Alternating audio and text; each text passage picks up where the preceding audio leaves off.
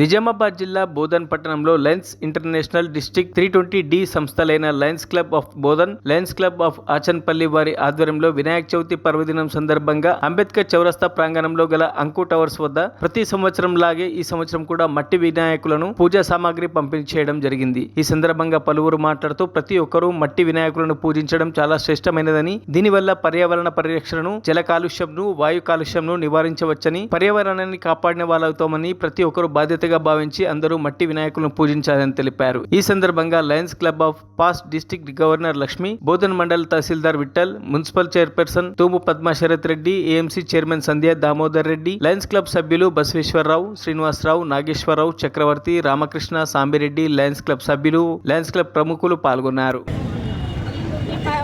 మట్టి వినాయకులు పంపిణీ చేసిన పర్యావరణం రక్షించుకోవడానికి కోసం అని చెప్పేసి బోధనలో ఇవ్వడం జరుగుతుంది. దీన్ని అందరికీ అందేలాగా మా క్లబ్ సభ్యులందరూ కూడా ఇస్తున్నందుకు ప్రత్యేకంగా ధన్యవాదాలు.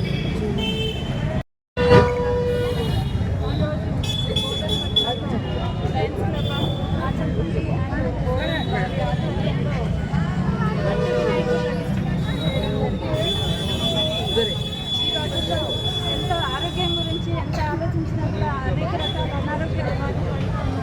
దానికి కారణం పర్యావరణం కలుషితం కావాలి.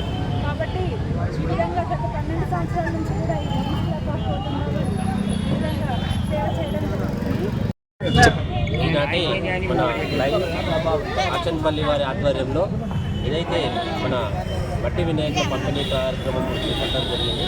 అయితే మట్టి వినాయకులను మనము ఆరాధించడం వలన ఏదైతే ఈ ప్లాస్టిక్ ఫాల్స్ వినాయకులు వాడడం వల్ల మనము వాటర్ అనేది కాలుష్యంగా ఏర్పడుతుంది. దానివలన ఎన్నో అనారోగ్యాలకు గురవుతున్నాం. కాబట్టి ప్రజలందరికీ కోరుకునేది ఏంటంటే మన యొక్క ఈ మట్టి వినాయకులను ఆరాధించాలని ఈ కార్యక్రమం ద్వారా అందరికీ విన్నవించుకుంటున్నాం.